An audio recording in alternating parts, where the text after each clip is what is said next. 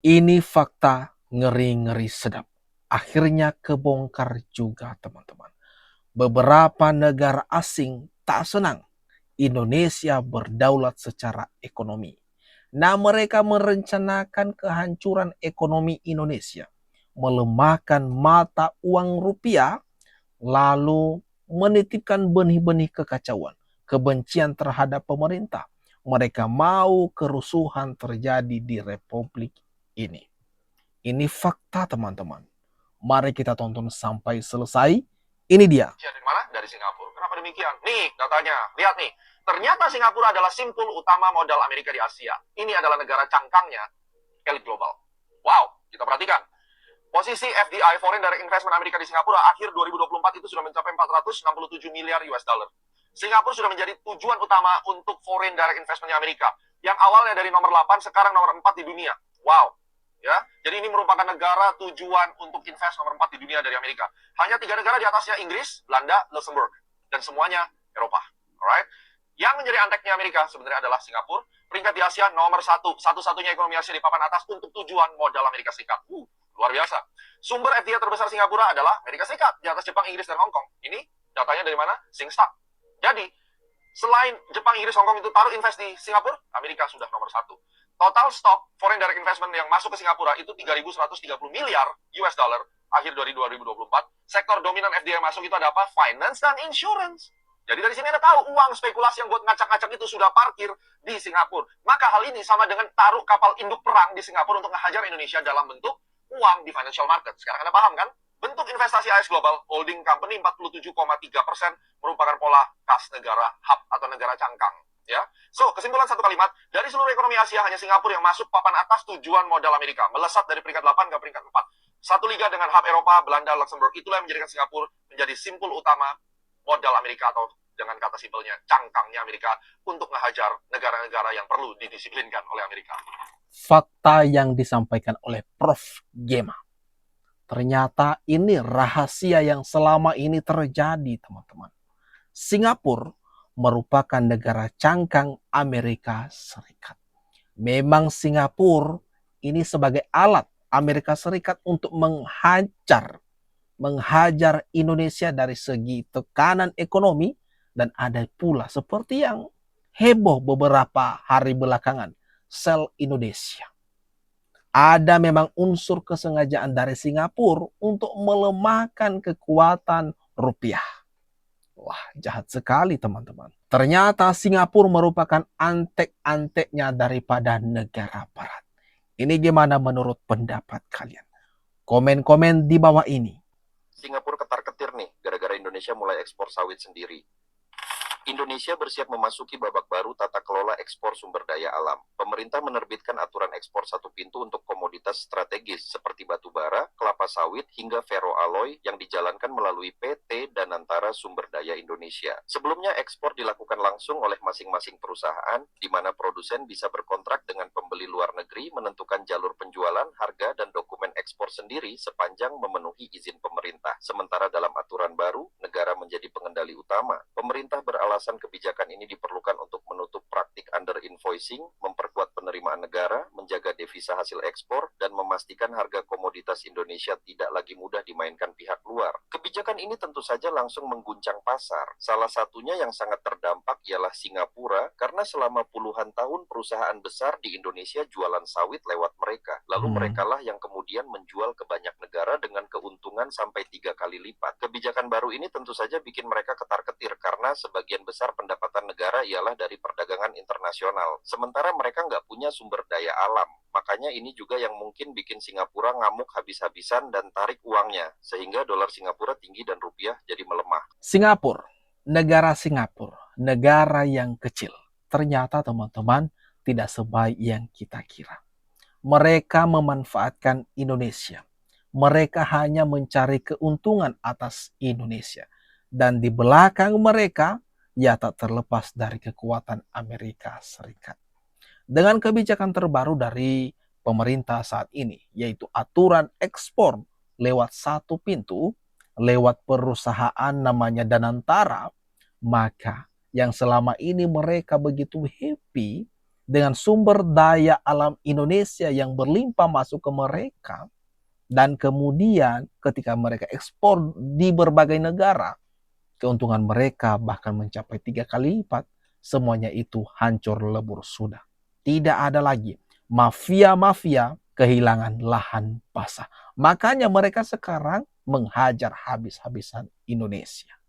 Indonesia's policy of centralizing all exports affect Singapore's interest in investing and trading with Indonesia? With regard to export policies of individual countries, I think the situation and environment are different. Every country has their own concerns and their priorities.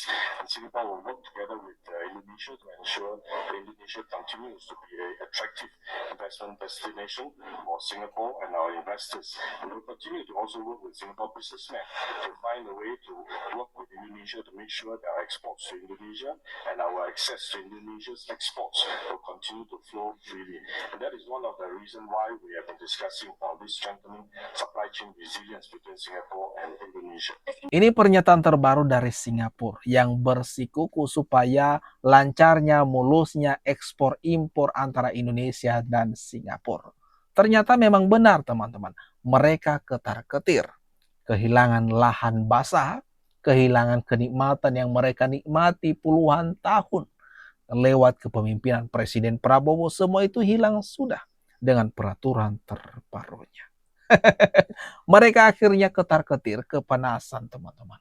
Waduh, ini gimana kalau menurut pendapat kalian? Mari kita diskusikan di kolom komentar yang ada di bawah. Seluruh dunia kecuali Indonesia. Sepakat? Sepakat. Berarti beras jangan lagi ditanya. Itulah permainan kata-katanya dulu mafia. Begitu stok kurang, langsung harga naik, impor. Impor, saya ditawari, ada saksinya, saya ditawari di luar negeri. Itu 5%, 10%, artinya 2 triliun lebih. Iya, aku ditawari langsung. Uang itu, Pak? Uang ditawari. Dan ada saksinya. Produsen waktu mau impor. Ya, karena dia bilang, menteri ini yang susah diajak kompromi. Ada saksinya, ada staf ahli, ada profesor saksikan waktu itu. Diambil, Pak? Hah? Diambil? Masa saya jadi menteri kalau... Oke, selesai ya? Berarti hukum pasar tidak berlaku di Indonesia. Itulah Indonesia cara menyerangnya. Begitu harga naik, stok kurang di Bulog. Kenapa aku jaga Bulog? Langsung menyerang. Hati-hati, ini Indonesia gawat, darurat pangan macam-macam. Supaya dia impor. Yang suruh importir. Oh gitu. Oke. Ya. Masuk akal? Masuk akal. Yang kedua, ini mafianya masuk ke anunya, refnya. Ya. Ini pelakunya yang selalu naikkan harga. Coba tunjukkan. Aku tunjukkan pelakunya. Enggak apa-apa ini, Pak. Enggak, saya datang di sini. Makanya tadi daripada 10 menit lebih baik tuntas. Mana pelakunya? Coba tunjukkan. Tapi memang mafianya luar biasa itu, Pak ya. Jangan kembali. Ini belakangan aku terangkan. Yang kena sanksi. Yang beras itu. Jadi sudah clear ya bahwa hukum pasar tidak berlaku di Indonesia. Artinya ada orang bermain di sana yang namanya kecuali negara lain. Iya betul. Sudah sepakat kan? Sepakat. Minyak goreng apa alasannya? Ayam apa alasannya naik? Telur apa? Semua sudah swasembada. Bawang merah swasembada. Termasuk daging kemarin, Pak. Apanya? Ada yang main juga itu ya? Kan tidak jadi demo. Iya betul. Coba saya bilang, kalau demo aku tindak. Dari mana yang menyebabkan? Aku cabut izinnya. Saya tidak janji saya cabut. Saya tersangkakan, saya kirim untuk ditersangkakan, apalagi saya janji. Nah, ini bukan ini yang datanya itu. Bukan datanya yang broken itu. Beras. Nah, jadi Bulog mau lihat? Perhatikan baik-baik. Nah, ini pemirsa netizen, apa namanya, pendengar El Sinta, ini broken 14%. Beras itu ya? Premium. Harganya 17. Sepakat ya? Iya. Lah, ini brokernya 59%, aku seluruh dunia kecuali Indonesia. Menteri Pertanian membongkar habis-habisan kalau ada praktik-praktik ilegal yang selama ini terjadi di Indonesia lewat impor-ekspor atau ekspor-impor. Terkhusus untuk impor beras. Nah, di sini Pak Menteri mengatakan ada tawaran ada lobby-lobby 5 hingga 10% komisi. Asalkan Indonesia mau mengimpor beras dari luar. Dan siapa yang menikmati komisi tersebut? Ya pihak-pihak terkait, termasuk menteri. Ini dia ditawari langsung ada komisi 5-10% asalkan Menteri Pertanian mengizinkan impor Indonesia masuk. Dan sekarang apa yang terjadi teman-teman? Ditolak mentah-mentah sama Bapak Menteri ini. Yang ada untuk impor beras Indonesia sudah di stop. Artinya mafia pendapatannya langsung berkurang. Makanya ada balasan-balasan yang cukup mengguncang. Ada perlawanan sengit dari mereka. Karena mereka selama ini keenakan menikmati komisi-komisi tersebut. Tetapi dengan ketegasan Presiden Prabowo lewat menteri yang satu ini misalnya, maka semua hilang keenakan, kesenangan mereka selama ini. Ini gimana kalau menurut pendapat kawan-kawan? Atas apa yang barusan saja kita bahas ini? Mari kita diskusikan lebih lanjut di kolom komentar yang ada di bawah.